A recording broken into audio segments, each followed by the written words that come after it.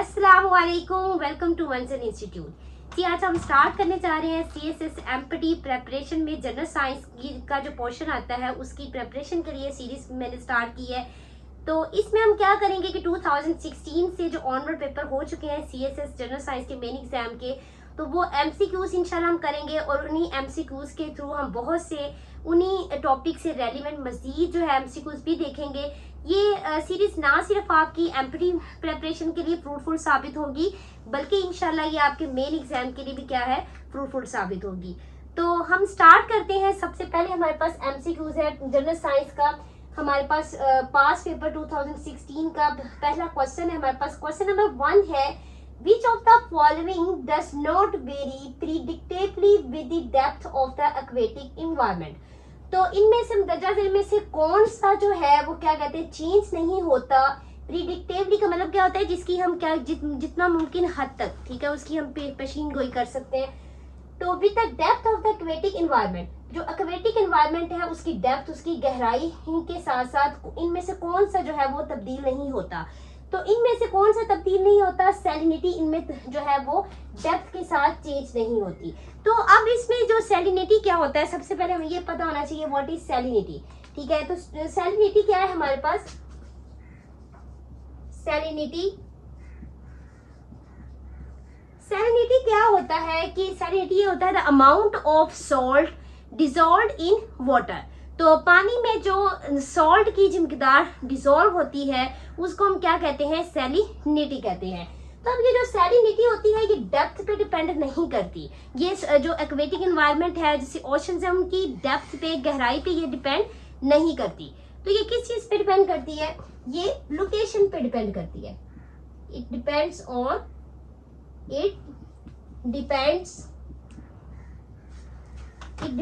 On location. इसका भी example देख लेते हैं। जैसे कि मिसाल के तौर पे हमारे पास ये हमारे पास क्या है, एक्वेटिक इन्वायरमेंट है। ये हमारे पास क्या है, एक्वेटिक इन्वायरमेंट। अब इस एक्वेटिक इन्वायरमेंट में क्या होता है कि ये जो ऊपर सरफेस है ये वाली, इस सरफेस के ऊपर क्या होते हैं, कुछ प्रोसेसेस होते हैं जैसे कि लाइक इवेपोरेशन। ये हमारे पास क्या है, यहाँ पे देखें आपको पता है सन। तो सन की जो भी रेज, जो भी यहाँ से रेज, ये क्या कहते हैं शुआएं जो पड़ती हैं सूरज की, जो शुआएं यहाँ पे समंदर की ओशंस के ऊपर पड़ती हैं, एक्वेटिक एनवायरनमेंट के ऊपर पड़ती है। तो यहाँ पे क्या होता है कि यहाँ पे एक प्रोसेस होता है जिसको हम कहते हैं इवेपोरेशन। क्या होता है यहाँ पे, इवेपोरेशन। अब आप सबको ये पता होगा कि इवेपोरेशन क्या होता है, कि इवेपोरेशन में पानी जो है वो वेपर्स बनकर, बुहरात बनकर क्या हो जाता है, फिजा में उड़ जाता है। तो बाकी पीछे यहाँ पे क्या रह जाता है, वाटर के अंदर ज्यादा यहाँ पे क्या रह जाता है, सॉल्ट रह जाता है।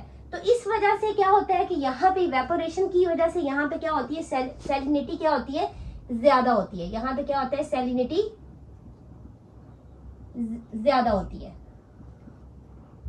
मोर सैलिनिटी होती है यहाँ पे।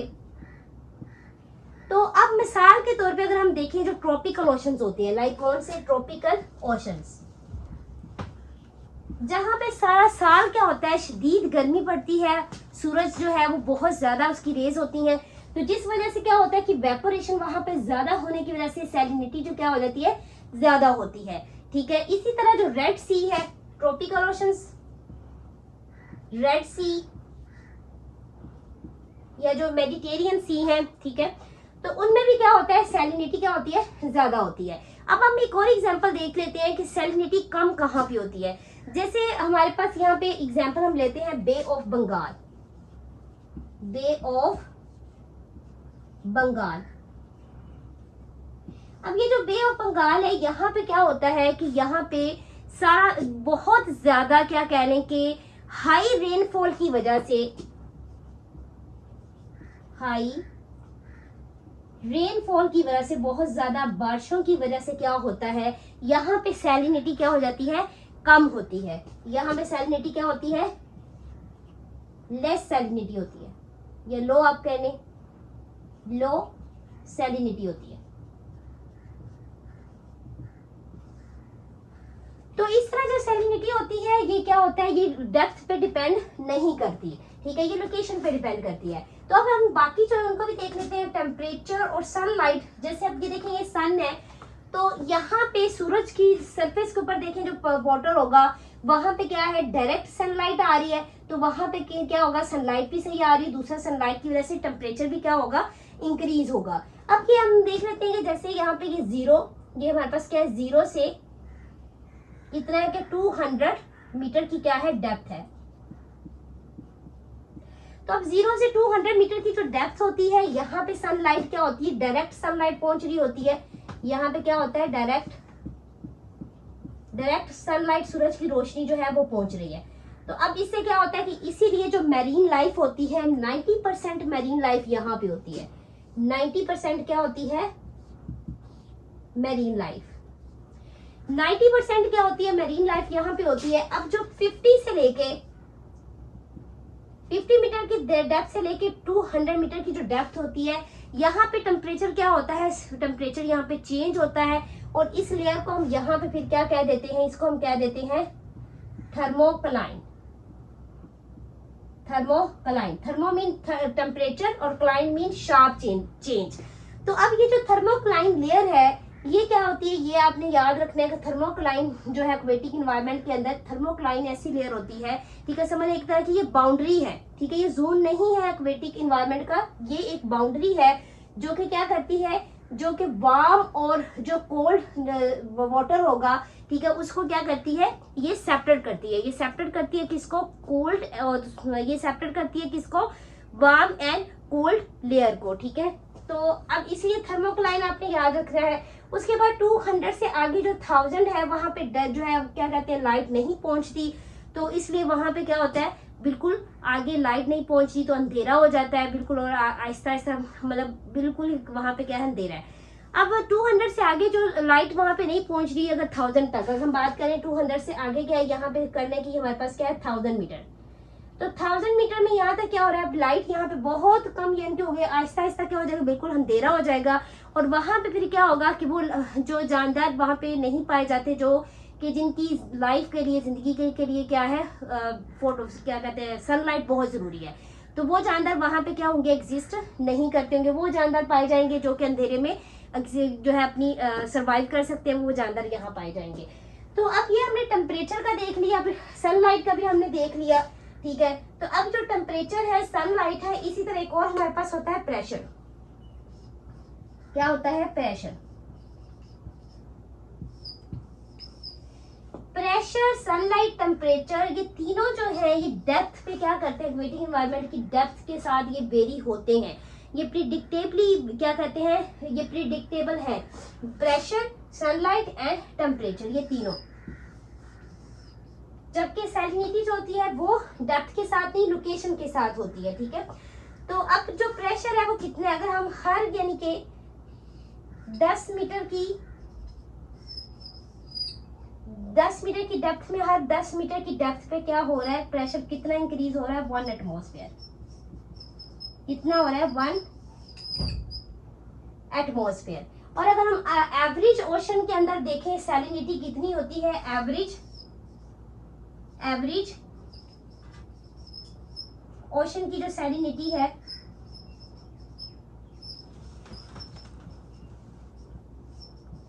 वो 35 पीपीटी होती है। अब ये पीपीटी क्या होता है, ये पार्ट्स पर 1000 इसको कहते हैं। पीपीटी क्या है, पार्ट्स पर 1000।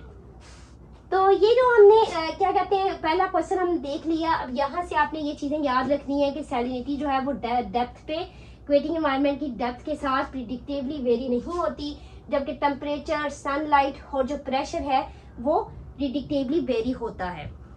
तो सेकंड एमसीक्यू हम देख लेते हैं। The ozone layer protects the earth from dash sent by the sun. तो ओजोन लेयर जो है वो प्रोटेक्ट करती, हिफाजत करती है अर्थ की, ठीक है, सूरज से आने वाली किन रेस से ये हिफाजत करती है, प्रोटेक्ट करती है अर्थ को, ओजोन लेयर, वो हमने देखना है। तो आंसर पे जाने से पहले हम ये देख लेते हैं कि ओजोन लेयर क्या होती है।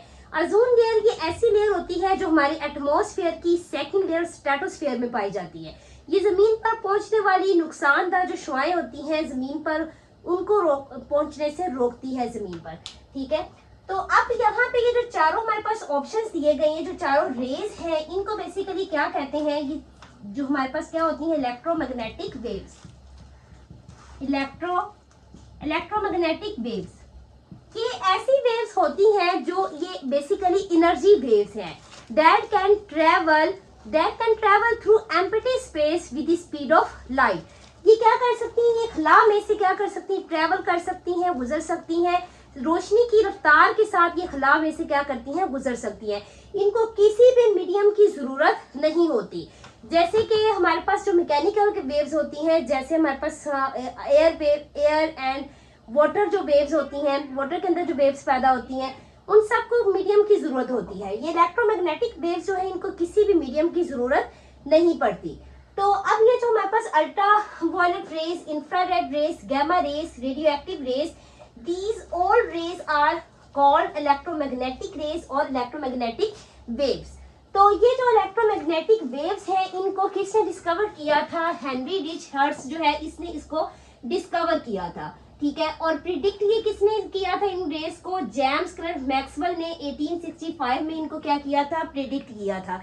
कि जैसे एक इंसान ने अपने ब्रेन, अपने दिमाग में सोचा, ठीक है, जेम्स क्लर्क मैक्सवेल ने अपने ब्रेन में इसको सोचा, प्रिडिक्ट किया, और जो हेनरी रिच हर्ट्ज है उसने इन वेव्स को क्या किया, डिस्कवर किया। मीन उसने अपने हैंड से, हाथों से करके लैब्स में ये करके दिखाया, प्रैक्टिकली प्रूव करके दिखाया।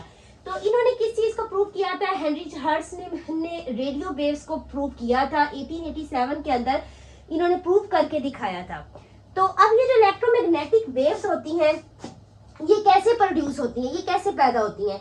एक एटम है हमारे पास, एक एटम या कोई भी जो चार्ज पार्टिकल है, एटम या कोई भी क्या है, charge particle.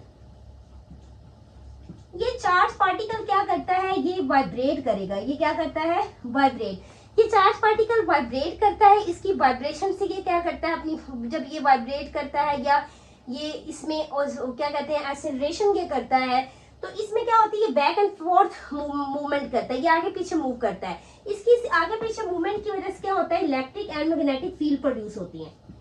Electric and magnetic field produce होती है। ये इलेक्ट्रिक एंड मैग्नेटिक फील्ड जो होती हैं, ये एक दूसरे के परपेंडिकुलर होती हैं, और इन इलेक्ट्रिक और मैग्नेटिक फील्ड की प्रोड्यूस होने की वजह से क्या पैदा होती है, इलेक्ट्रोमैग्नेटिक वेव्स पैदा होती हैं। अब इन इलेक्ट्रोमैग्नेटिक जो वेव्स हैं, इनके अंदर जितनी भी रेज आती हैं, उन सब को हम अगर इकट्ठा कर दें तो हम इनको कहते हैं कि इलेक्ट्रोमैग्नेटिक स्पेक्ट्रम। क्या कहते हैं, इलेक्ट्रोमैग्नेटिक स्पेक्ट्रम।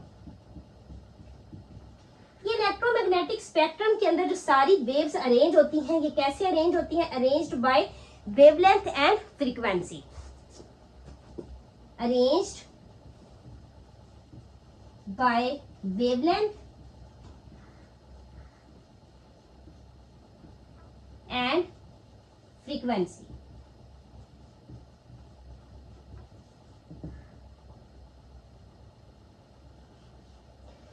फ्रीक्वेंसी जो ये वेव्स की तादाद होती है, और हमारे पास वेवलेंथ क्या होता है, वेवलेंथ बेसिकली हम कहते हैं डिस्टेंस, फासले को कहते हैं। तो अब ये जैसे कि एक वेव जो होता है ना, उसका वेव का एक हिस्सा होता है, जैसे एक वेव है, तो वेव के जो ये हिस्से होते हैं जिनको हम क्रस्ट एंड ट्रफ कहते हैं, तो ये वेव का फर्ज करें यहाँ से ये वाला जो हिस्सा है, इन वेव का जो आपस में ये फासला है, इसको हम क्या कहते हैं, वेव लेंथ कहते हैं। तो अब हमारे पास ये वेवलेंथ का, इन रेस का मैंने क्या लिखा है, इन वेव्स का मैंने ये सीक्वेंस लिखा है, जिसकी वेवलेंथ जितनी ज्यादा होगी उसकी एनर्जी उतनी ही क्या होगी, कम होगी। तो सबसे हमारे पास जो लॉन्गेस्ट है, सबसे ज्यादा जिसकी वेवलेंथ है, वो कौन सी होती है, रेडियो वेव्स, ठीक है। उसके बाद हमारे पास माइक्रोवेव की, उसके बाद ये भी मतलब लॉन्गेस्ट वेवलेंथ होती है इनकी, लेकिन सबसे ज्यादा इसकी है। उसके बाद माइक्रोवेव है, उसके बाद इंफ्रारेड जो है, इनकी क्या होती है, मीडियम वेवलेंथ होती है। उसके बाद विजिबल जो है, इसकी भी क्या वेवलेंथ होती है, मीडियम होती है। अब ये जो रेडियो वेव्स है, इनकी वेवलेंथ क्या है, इनकी वेवलेंथ सबसे क्या है, ज्यादा है, लॉन्गेस्ट है। तो अब ये जो सीक्वेंस है, ये याद करना बहुत जरूरी है। यहाँ से भी क्या बनते हैं, MCQs बनते हैं, और यहाँ से आपसे पूछा जा सकता है कि कौन सी ऐसी जो इलेक्ट्रोमैग्नेटिक वेव्स है जिनकी वेवलेंथ सबसे ज्यादा है। तो वेवलेंथ जो है रेडियो वेव्स की वेवलेंथ सबसे ज्यादा है। सबसे लॉन्गेस्ट वेवलेंथ क्या होती है? रेडियो वेव्स की होती है। ये सीक्वेंस जो लिखा हुआ है ये आपको वेवलेंथ के हिसाब से सबसे लॉन्गेस्ट जो वेवलेंथ है वो किसकी होती है? रेडियो वेव्स की होती है।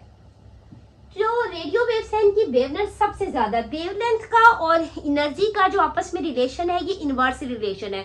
एक चीज के ज्यादा होने से दूसरी चीज क्या होती है? कम होती है। तो इसको हम आप इनवर्सली प्रोपोर्शन या इनवर्स रिलेशन कहते हैं। तो अब ये हमारे पास की सबसे ज्यादा रेडियो वेव्स की क्या है? रेडियो वेव्स की सबसे ज्यादा क्या है? वेवलेंथ है। तो एनर्जी इसकी क्या होगी? सबसे कम होगी। इसी तरह माइक्रोवेव, इसकी भी क्या होती है? वेवलेंथ जो है वो लॉन्ग होती है, यानी कि उसकी वो भी सही वेवलेंथ है, उसकी लॉन्ग वेवलेंथ है, तो इसकी एनर्जी भी क्या होगी? कम होगी। उसके बाद इंफ्रारेड है, तो इसकी वेवलेंथ क्या होती है? मीडियम। इनकी वेवलेंथ क्या होती है? मीडियम। विजिबल जो है हमारे पास, इसकी वेवलेंथ भी क्या होती है? मीडियम। तो इनकी एनर्जी भी क्या होगी? एनर्जी भी मीडियम ही होगी, मतलब जो है ना बहुत ज्यादा ना बहुत कम। जो अल्ट्रावायलेट है इनकी वेवलेंथ क्या होती है? इनकी वेवलेंथ जो है वो कम होती है। अल्ट्रावायलेट की जो वेवलेंथ है वो क्या होती है? शॉर्ट। अल्ट्रावायलेट की जो वेवलेंथ क्या होती है? शॉर्ट। तो इनकी जो एनर्जी होगी अल्ट्रावायलेट की वो क्या होगी? ज्यादा होगी। ये जो अल्ट्रावायलेट है, अल्ट्रावायलेट रेस होती है, इनकी वेवलेंथ क्या होती है? शॉर्ट, और इनकी एनर्जी क्या होती है? ज्यादा होती है। ठीक है, और ये भी खतरनाक होती है। अब ये जो एक्स रेज है, एक्स रेज की इनसे भी वेवलेंथ जो होती है वो शॉर्ट होती है, और इनकी जो एनर्जी है वो क्या होगी? ज्यादा। और गैमा रेज जो होती है इनकी वेवलेंथ सबसे शॉर्टेस्ट होती है और इनकी एनर्जी सबसे ज्यादा होती है। सबसे ज्यादा क्या होती है? खतरनाक होती है। तो अब ये जो रेडियो वेव्स हैं, ये रेडियो वेव्स क्या करती हैं? ये रेडियो वेव्स जो कम्युनिकेशन के लिए क्या होती है, क्योंकि वहां पे यूज कम्युनिकेशन में इस्तेमाल होती हैं, टीवी, मोबाइल, ठीक है, वहां पे इस्तेमाल होती हैं। माइक्रोवेव जो है, माइक्रोवेव ओवन में इस्तेमाल होती हैं, और वाईफाई वगैरह में। इंफ्रारेड जो है ये हीट वेव्स या रेस आप इनको कह लें, ये हीट जो है रेस होती हैं, और ये क्या कॉज करती हैं? ये ग्रीन हाउस इफेक्ट कॉज करती हैं। और इसी तरह विजिबल लाइट जो हमारी हम तक रोशनी पहुंचती है सूरज की, और ये फोटोसेंसिस के अंदर जो विबगॉयर जो हम कहते हैं, जो 7 कलर्स विबगॉयर बनते हैं विजिबल लाइट में, और फोटोसेंसिस के लिए जो सनलाइट इस्तेमाल होती है। अल्ट्रावायलेट जो है, ये अल्ट्रावायलेट क्या करती है? स्किन कैंसर कॉज करती है। और एक्सरेज जो है, ये एक्सरेज जो हॉस्पिटल्स वगैरह में अगर बोन्स में कोई मसला है तो उसमें क्या कहते हैं? एक्सरेज वगैरह करवाया जाता है। उसके बाद गैमा रेज जो है, गैमा रेज सबसे ज्यादा डेंजरस होती हैं। ये डीएनए को डैमेज करती हैं, डीएनए को नुकसान पहुंचाती हैं, क्योंकि इनकी वेवलेंथ सबसे जो है वो कम होती है, और इनकी एनर्जी सबसे ज्यादा है। इनकी एनर्जी क्या है? सबसे ज्यादा। तो ये हाईएस्ट इनकी एनर्जी होती है। इनकी एनर्जी क्या है? सबसे ज्यादा होती है। तो अब यहाँ पे हमारा आंसर क्या बनता है? The ozone layer protects the earth from ultraviolet rays. कहाँ से, किससे बचाती है? अल्ट्रावायलेट रेज से बचाती। तो ozone layer protects the earth from the ultraviolet rays. तो ओजोन लेयर किससे प्रोटेक्ट करती है? अल्ट्रावायलेट रेज से प्रोटेक्ट करती है। आपको यहाँ पे इस एक एमसीक्यू से देखिए कितने सारे आपके पॉइंट्स क्लियर हो गए। आपसे एमसीक्यूज में ये भी पूछा जा सकता है कि डिस्कवर किस इन इलेक्ट्रोमैग्नेटिक वेव्स को, या इलेक्ट्रोमैग्नेटिक जो स्पेक्ट्रम है, ठीक है, इसको इलेक्ट्रोमैग्नेटिक वेव्स को किसने डिस्कवर किया था, किसने प्रेडिक्ट किया था, और फिर सबसे ज्यादा वेवलेंथ वाली कौन सी है, सबसे कम वाली वेवलेंथ वाली कौन सी है। तो अब ये यहाँ पे जो रेडियो एक्टिव वेव्स होती हैं, एक और बात आपको बताती चलो, रेडियो एक्टिव वेव्स जो होती हैं ये 3 टाइप्स की हैं, ठीक है, अल्फा, बीटा एंड गामा। तो जो अल्फा बीटा होती हैं वो पार्टिकल इन नेचर होती है, वो पार्टिकल्स होते हैं, वो वेव नहीं होती। जस्ट जो गामा रेस है वो क्या होती हैं? वो वेव्स होती हैं। तो अब हमारा आंसर क्या है? Ultraviolet rays. Ozone layer ultraviolet rays को जमीन पर पहुंचने से क्या करती है? जमीन को, यानी इसे प्रोटेक्ट करती है, अल्ट्रावायलेट रेस को ये रोकती है। अब हमारे पास अल्ट्रावायलेट रेस जो होती है वो 3 तरह की होती है। अल्ट्रावायलेट हमारे पास सी, अल्ट्रावायलेट सी जो है ये हमारे पास कितनी होती है? यूवीसी।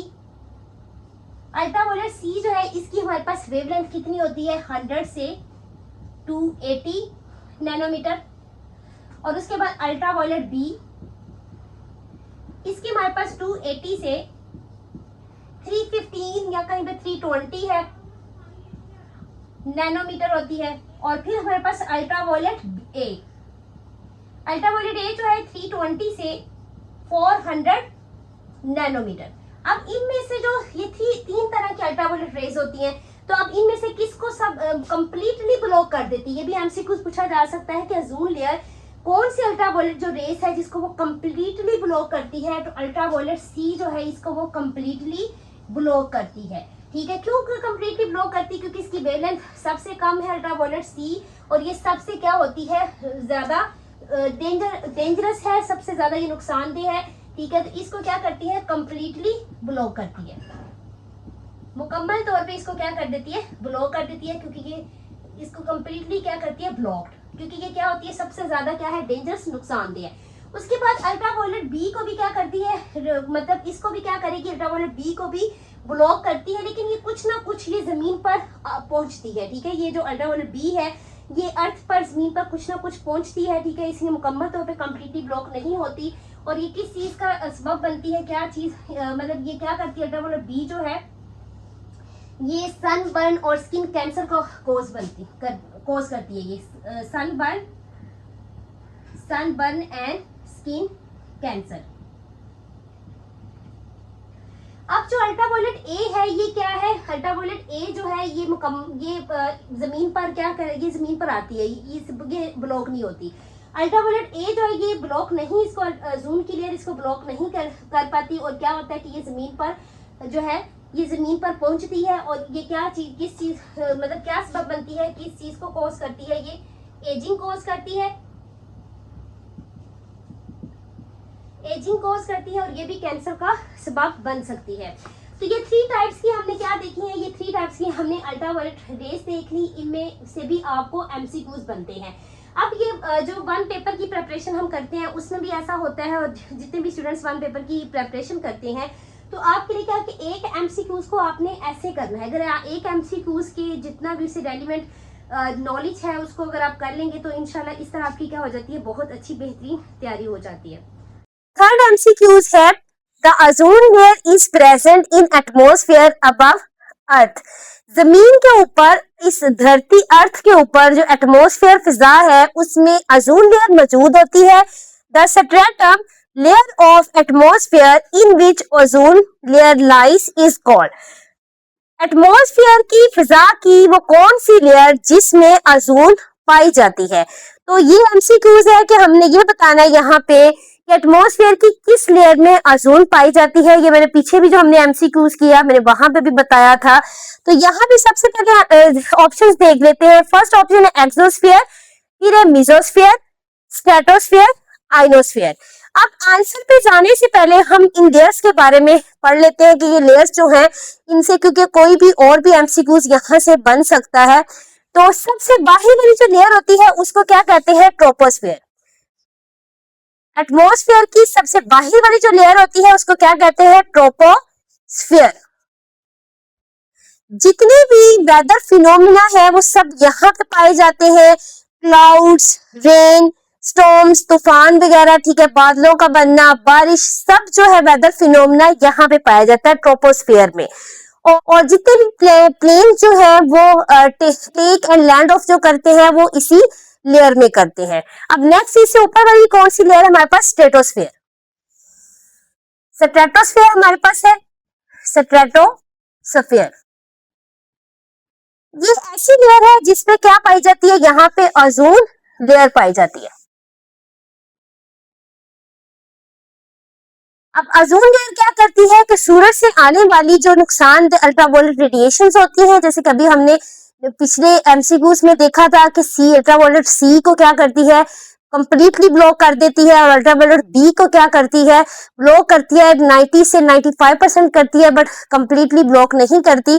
जमीन पे वो कुछ ना कुछ जो है वो आती है अल्ट्रावायलेट बी रेडिएशन जो है, जो कि स्किन कैंसर, सन बर्निंग और स्किन कैंसर का सबब बनती है। अब ये जो स्ट्रेटोस्फेयर है, यहाँ पे इस ओजोन लेयर की वजह से क्या होता है, यहाँ पे जो टेम्परेचर होता है वो टेम्परेचर क्या हो जाता है, डिक्रीज होता है। ठीक है, जैसे जैसे ये एल्टीट्यूड की तरफ हम जाएंगे, बुलंदी की तरफ जाएंगे, तो यहाँ पे स्ट्रेटोस्फेयर में क्या हो जाता है, जो टेम्परेचर होता है वो ज्यादा हो जाता है, यहाँ पे टेम्परेचर इंक्रीज होता है ड्यू टू ओजोन लेयर, क्योंकि ओजोन लेयर क्या करती है, हीट को, यहाँ पे जो रेडिएशन आ रही है अल्ट्रावायलेट उनको ट्रैप करती है, इस तरह से यहाँ पे क्या होता है, टेम्परेचर ज्यादा हो जाता है। तो स्ट्रेटोस्फेयर से नेक्स्ट लेयर है हमारे पास मीजोस्फेयर। कौन सी है, मीजोस्फेयर। मीजोस्फीयर ऐसी लेयर होती है कि यहाँ पे क्या होता है, मीजोस्फीयर के अंदर मिटियोर्स जो होते हैं वो बर्न होते हैं। मीजोस्फीयर के अंदर क्या होता है, मिटियोर्स, मिटियोर्स, मिटियोर्स यहाँ पे क्या होते हैं, बर्न होते हैं।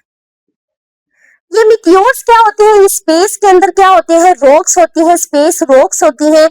ये अर्थ के एटमॉस्फेयर में जब एंटर होती हैं तो ये फ्रिक्शन की वजह से क्या होती हैं, बर्न हो जाती हैं। तो मेसोस्फीयर में मिटियोर्स बर्न होते हैं और ये सबसे कोल्डेस्ट जो लेयर है, ये एटमॉस्फेयर की सबसे क्या है, कोल्डेस्ट लेयर है।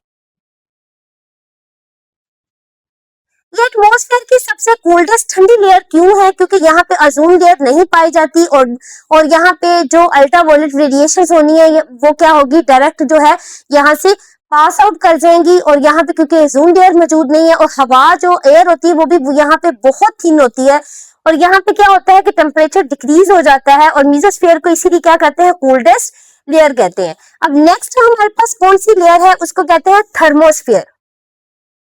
नेक्स्ट कौन सी लेयर है, थर्मोस्फीयर। थर्मोस्फीयर क्योंकि नाम से ही जाहिर हो रहा है, थर्म का मतलब क्या होता है, टेम्परेचर। ये जो लेयर होती है इसमें जो टेम्परेचर है वो ज्यादा इंक्रीज हो जाता है, इसमें टेम्परेचर जो है वो इंक्रीज हो जाता है।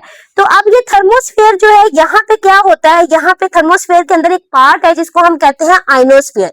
थर्मोस्फीयर के इसीलिए थर्मोस्फीयर को आइनोस्फीयर भी कहते हैं, जैसे हमारी जो ऑप्शन में दिया गया आइनोस्फीयर, थर्मोस्फीयर का वो पार्ट है, हिस्सा है यहाँ पे, ठीक है, वो लेयर नहीं है पूरी, लेकिन इसको थर्मोस्फीयर को हम आइनोस्फीयर भी कह सकते हैं। तो ये इसको हम क्या कहते हैं, आइनोस्फीयर कहते हैं। अब यहाँ पे इसको आइनोस्फीयर क्यों कह रहे हैं, आइनो मीन आइंस, ठीक है, क्यों इस लेयर को हम ऐसे कह रहे हैं आइनोस्फीयर। यहाँ पे क्या होता है कि सूरज से आने वाली जो अल्ट्रावायलेट और रेडिएशंस होती हैं, अल्ट्रावायलेट जो violet radiations, UV rays, X rays जो होती हैं सूरज से आने वाली, वो क्या करती हैं, यहाँ पे गैसेस के साथ वो कोलाइड करती हैं, टकराती हैं। गैसेस कौन सी, जैसे कि हमारे पास यहाँ पे ऑक्सीजन, नाइट्रोजन, इन गैसेस के साथ वो क्या करेंगी, आके वो रेस टकराएंगी। जब वो कोलाइड करती हैं गैसेस के साथ, हिट करती हैं, टकराती हैं, तो इनकी कोलाइजन की वजह से, टकराव की वजह से क्या पैदा होता है, यहाँ पे चार्ज्ड पार्टिकल्स पैदा होते हैं। क्या पैदा होता है यहाँ पे, चार्ज्ड पार्टिकल्स। इन्हीं चार्ज पार्टिकल्स को क्या कहते हैं, आइंस कहते हैं।